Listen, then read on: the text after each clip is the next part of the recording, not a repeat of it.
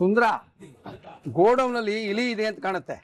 ಆ ಇಲಿ ಹಿಡಿತಾರಲ್ಲ ಬೋನು, ಅದು ತರಬೇಕು. ಏನು ಅಷ್ಟು ಸೀರಿಯಸ್ ಆಗಿ ಓದ್ತಾ ಇದೆಯಾ? ಓದ್ತಾ ಇಲ್ಲ ಅನ್ಮಂತಣ, ಪದ ಬಂದ ಬಿಡಿಸ್ತಾ ಇದ್ದೀನಿ. ಇದೊಂದು ತುಂಬಾ ತಲೆ ಕೆಡಿಸ್ತಾ ಇದೆ ಪದ. ಏನಿದೆ? ಸೆರೆ ಹಿಡಿಯುವುದು ಅಂತ ಇದೆ.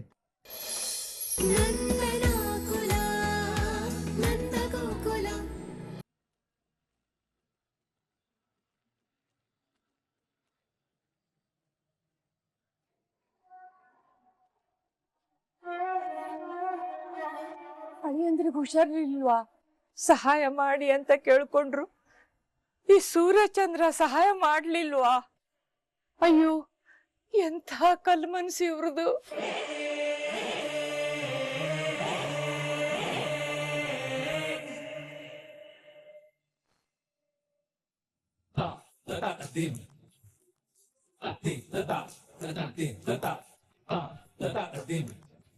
ಸುಂದ್ರ, ಗೋಡೌನಲ್ಲಿ ಇಲಿ ಇದೆ ಅಂತ ಕಾಣುತ್ತೆ. ಆ ಇಲಿ ಹಿಡಿತಾರಲ್ಲ ಬೋನು, ಅದು ತರಬೇಕು. ಏನು ಅಷ್ಟು ಸೀರಿಯಸ್ ಆಗಿ ಓದ್ತಾ ಇದೆಯಾ? ಓದ್ತಾ ಇಲ್ಲ ಅನ್ಮಂತಣ, ಪದ ಬಂದ ಬಿಡಿಸ್ತಾ ಇದ್ದೀನಿ. ಇದೊಂದು ತುಂಬಾ ತಲೆ ಕೆಡಿಸ್ತಾ ಇದೆ ಪದ. ಏನಿದೆ? ಸೆರೆ ಹಿಡಿಯುವುದು ಅಂತ ಇದೆ. 4 ಅಕ್ಷರ ಅನ್ಮಂತಣ, ಏನಂತಾನೆ ಗೊತ್ತಾಗ್ತಾ ಇಲ್ಲ. ಸೆರೆ ಹಿಡಿಯುವುದು. ಅಲ್ಲಿ ಮತ್ತೆ ಯಾವ ಅಕ್ಷರ ಇದೆ? ಮೊದಲನೇ ಅಕ್ಷರ ದಾ ಬಂದಿದೆ, ಕೊನೆದು ರೀ. ದಸ್ತಗಿರಿ. ಹಂಗಂದ್ರೆ ಪೊಲೀಸ್ನವರು ಯಾರನ್ನಾದ್ರೂ ಹಿಡ್ದಾಕ್ತಾರಲ್ಲ ಅದು. ಏ ಹೌದಲ್ಲ? ಹೌದು. ಸೂಪರ್ ಅನ್ನುವಂತಣ ನೀವು. ಆಮೇಲೆ ದಾಸ್ಯವನ್ನು ಹೀಗೂ ಎನ್ನುವರು ಅಂತ ಇದೆ. ಕೊನೆ ಅಕ್ಷರ ರೀ, ಮೊದಲನೇ ಅಕ್ಷರ ಗು. ದಾಸ್ಯ ಅಂದ್ರೆ ಗುಲಾಮರಾಗಿರೋದು, ಅಂದ್ರೆ ಗುಲಾಮಗಿರಿ. ಗುಲಾಮಗಿರಿ 5 ಅಕ್ಷರ. Super super ಅನ್ನುವಂತಣ.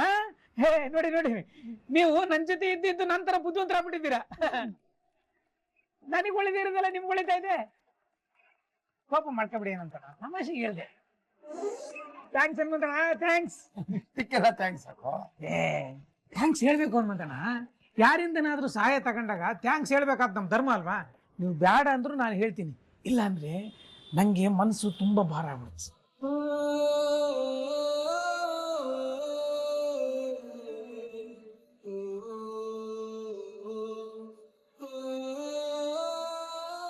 ಸರಿ ಹನುಮಂತಣ್ಣ, ಅಕ್ಕ ಸ್ವಲ್ಪ ದಿನಸಿ ತರ ಕೇಳಿದಾರೆ ಮನೆಗೆ, ನಾನು ಹೋಗ್ತೀನಿ. ಏನ್ ಬೇಕು ಸರ್? ಒಂದಿಟ್ಟು ಎಣ್ಣೆ ಕೊಡಿ.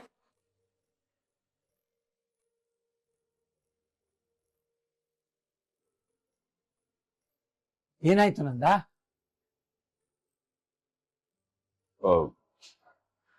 ಏನಿಲ್ಲ ಹನುಮಂತಣ್ಣ.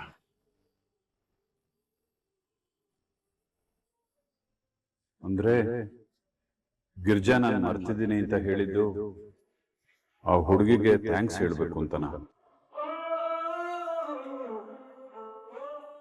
ಮನೆಯಲ್ಲಿ ಯಾರು ಇಲ್ಲದೆ ಇರೋ ಟೈಮಲ್ಲಿ ನನ್ನ ಹಾಸ್ಪಿಟ್ಲಿಗೆ ಸೇರಿಸಿ ನನ್ನ ಜೀವ ಉಳಿಸಿದಾಳೆ. ಅವಳಿಗೆ ಒಂದು ಥ್ಯಾಂಕ್ಸ್ ಹೇಳೋದ್ರಿಂದ ನಾನೇನು ಕಳ್ಕೊಳಲ್ಲ, ಹೇಳ್ಬಿಡ್ತೀನಿ.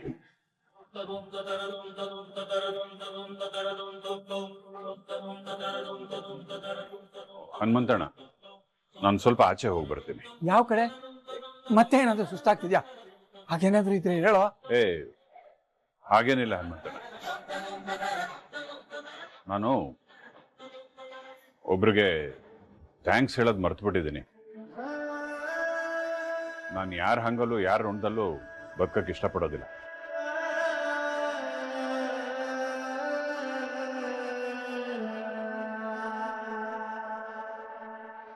ಸರಿ ಸರ್, ನಾಳೆ ಡೆಲಿವರಿ ಕೊಟ್ಬಿಡ್ತೀನಿ.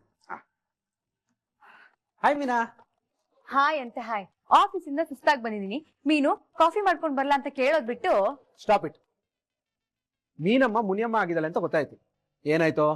ಏನಾಯ್ತು ಅಂದ್ರೆ, ಕೆಲ್ಸ ಮುಗೀತು ಅಂತ ನಮ್ ಮ್ಯಾನೇಜರ್ ಹತ್ರ ಮನೆಗೆ ಹೋಗ್ಲಾ ಸರ್ ಅಂತ ಕೇಳಿದ್ರೆ ಅದಕ್ಕೆ ನಮ್ ಮ್ಯಾನೇಜರ್ ಏನ್ ಹೇಳ್ಬೇಕು? ಏನಮ್ಮ ನೀನು ಮದ್ವೆ ಆದ್ಮೇಲೆ ಕೆಲ್ಸಕ್ಕೆ ಬರೋದೇ ಕಮ್ಮಿ ಆಗೋಗಿದೆ.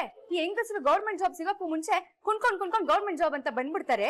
ಅದೇ ಮದ್ವೆ ಆದ್ಮೇಲೆ ಮನೆಗೆ ಹೋಗ್ಬೇಕು ಅಂತ ಕುಣಿಯೋದೇ ಸರಿ ಹೋಗುತ್ತೆ ಅಂತ ಇಷ್ಟುದ್ದ ಮಾತಾಡ್ಬೇಕು ಕೇಶವ.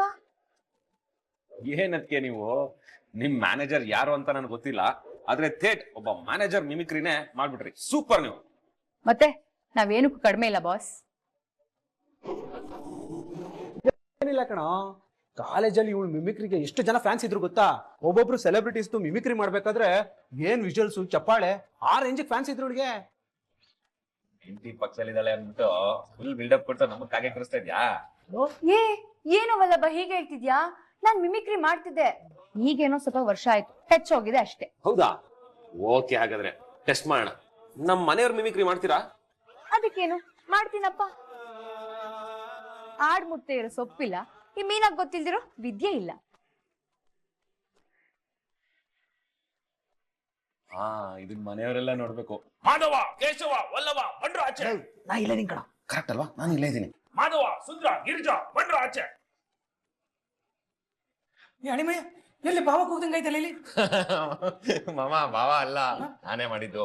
ಆದ್ರೆ ಇವಾಗಿಂದ ಅದಕ್ಕೆ ಮಿಮಿಕ್ರಿ ಮಾಡ್ತಾರೆ ನೋಡಿ. ನೀನಮ್ಮ ಮಿಮಿಕ್ರಿ ಮಾಡ್ತಾರ? ಮೀನಮ್ಮ, ನಿಮ್ಮ ಬತ್ತಲಕ್ಕಿಲ್ಲಿ ಇನ್ನು ಏನೇನು ಅಸ್ತ್ರಗಳು ಇಟ್ಟಿದ್ರಿ ಒಂದೊಂದು ಬಿಡಮ್ಮ. ಏನೋ ವಲ್ಲಭ ನೀನು ಸು ಅಂದ್ರೆ ಸೂ ಫ್ರಮ್ ಸು ಅಂತ ಕತೆನೆ ಹೇಳ್ತಿದ್ಯಾ? ನಾನು ಮಿಮಿಕ್ರಿ ಮಾಡದ?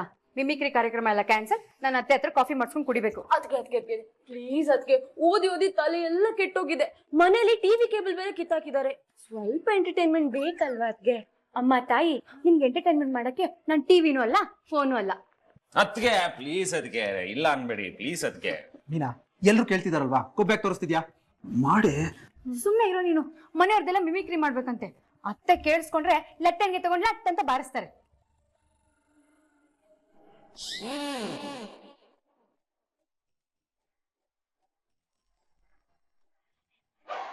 ಅತ್ತೆ, ನಾನ್ ಮಿಮಿಕ್ರಿ ಮಾಡಲ್ಲ ಅತ್ತೆ. ನೀವ್ ಈ ತರ ಎಲ್ಲ ಲುಕ್ ಕೊಡ್ಬೇಡಿ. ನಿಮ್ ಹತ್ರ ಬೈಸ್ಕೊಳಕ್ಕಾಗ್ಲಿ ಆ ಸೋಟಲ್ ಓಡಿಸ್ಕೊಳಕ್ಕಾಗ್ಲಿ ನಾನ್ ರೆಡಿ ಇಲ್ಲ, ಓಕೆನಾ?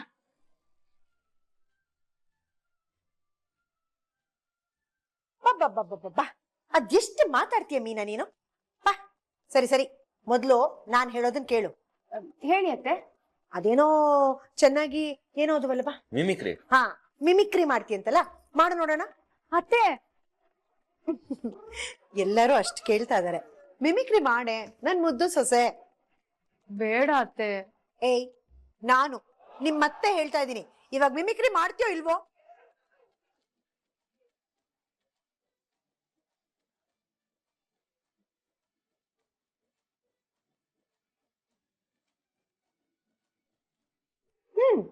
ಶುರುವಾಗ್ಲಿ. ಹಾ, ಮೊದ್ಲು ಯಾರ್ ಮಿಮಿಕ್ರಿ ಮಾಡ್ಲಿ? ಹಾ, ನಮ್ಮ ಅತ್ತೆದೇ ಫಸ್ಟ್ ಮಾಡ್ತೀನಿ. ಆದ್ರೆ ಅದಕ್ಕೂ ಮುಂಚೆ ಈ ಘಾಟಿ ಅತ್ತೆ ಬಗ್ಗೆ 2 ಮಾತಾಡ್ಬೇಕು ಅಂತಿದ್ದೀನಿ. ಏಯ್ ತರ್ಲೆ, ನಾನು ಘಾಟಿನಾ? ಅಲ್ಲ ಅತ್ತೆ, ನೀವು ಕ್ಯೂಟಿ.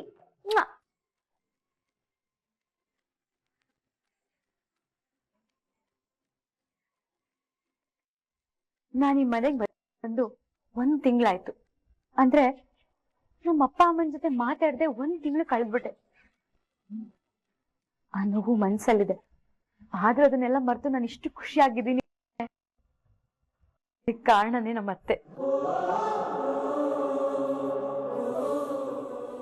ನಮ್ ಸುತ್ತಮುತ್ತ ಇರೋ ಜನ ಹೇಳ್ತಿರ್ತಾರೆ, ಅತ್ತೆಗೆ ಸೊಸೆ ಕಂಡ್ರೆ ಆಗಲ್ಲ, ಸೊಸೆ ಏನೇ ಮಾಡಿದ್ರು ಅದ್ರಲ್ಲಿ ಕೊಂಕ್ ಮಾತಾಡ್ತಾರೆ, ಮಗನ ಸೊಸೆನ ಸೇರಕ್ ಬಿಡಲ್ಲ, ಈ ತರ ತುಂಬಾ ಹೇಳ್ತಿರ್ತಾರೆ. ನಾನು ಅನ್ಕೋತಿದ್ದೆ ನನ್ನ ಅತ್ತೆ ಸಿಗ್ತಾರೆ ಅಂತ. ಆದ್ರೆ ನನಗೆ ಅತ್ತೆ ಸಿಕ್ಕಿಲ್ಲ, ಅಮ್ಮನೇ ಸಿಕ್ಕಿಲ್ಲ.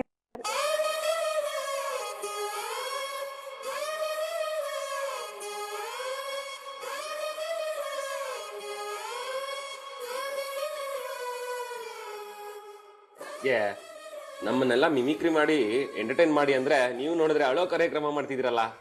ಅಯ್ಯೋ, ಸಾರಿ.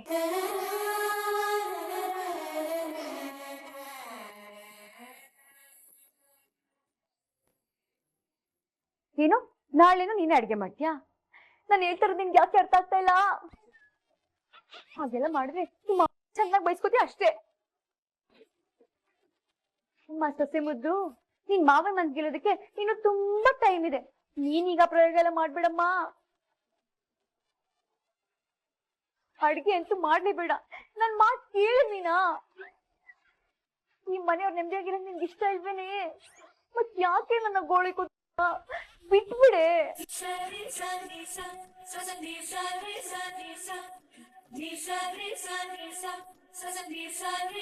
ಈಗ ನಮ್ ಸುಂದರ ಚಿಕ್ಕಪ್ಪ ಬಗ್ಗೆ ಇವ್ರು ಯಾವಾಗ್ಲೂ ತಾನ್ ಜೋರು ಅಂತ ಪೋಸ್ ಕೊಡ್ತಿರ್ತಾರೆ, ಆದ್ರೆ ತುಂಬಾ ತುಂಬಾ ಇನ್ನೋಸೆಂಟ್,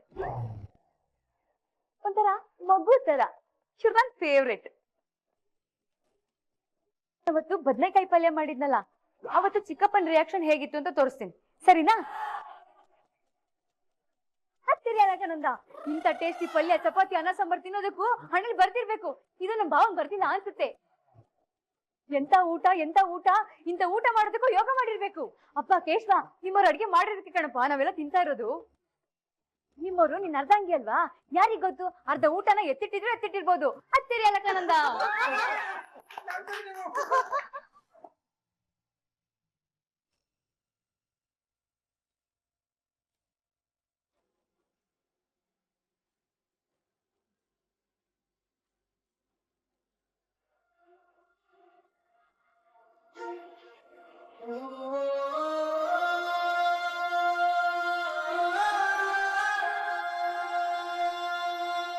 ಇವಾಗ ನೆಕ್ಸ್ಟ್ ನಮ್ಮ ಮಾಧವ ಭಾವ.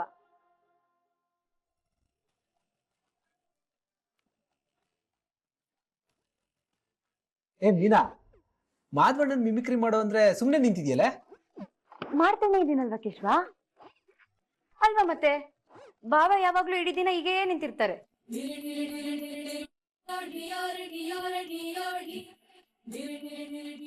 ಆದ್ರೂ ನಮ್ ಭಾವನ್ ಬಗ್ಗೆ ಹೇಳಲೇಬೇಕು. ಅವ್ರು ಎಷ್ಟು ಸೈಲೆಂಟೋ ಅಷ್ಟೇ ಒಳ್ಳೆ ವ್ಯಕ್ತಿ. ಯಾರಿಗೂ ಒಂದ್ ಮಾತಾಡಲ್ಲ, ನೋವು ಮಾಡಲ್ಲ, ಎಲ್ರಿಗೂ ಒಳ್ಳೇದನ್ನೇ ಬಯಸೋ ಅಪರೂಪದ ಒಂದ್ ಜೀವ ಅದು. ತಮ್ಮಂದಿರ್ಗೆ ಒಳ್ಳೆ ಅಣ್ಣ, ಸಮಾಜಕ್ಕೆ ಒಳ್ಳೆ ಪ್ರಜೆ.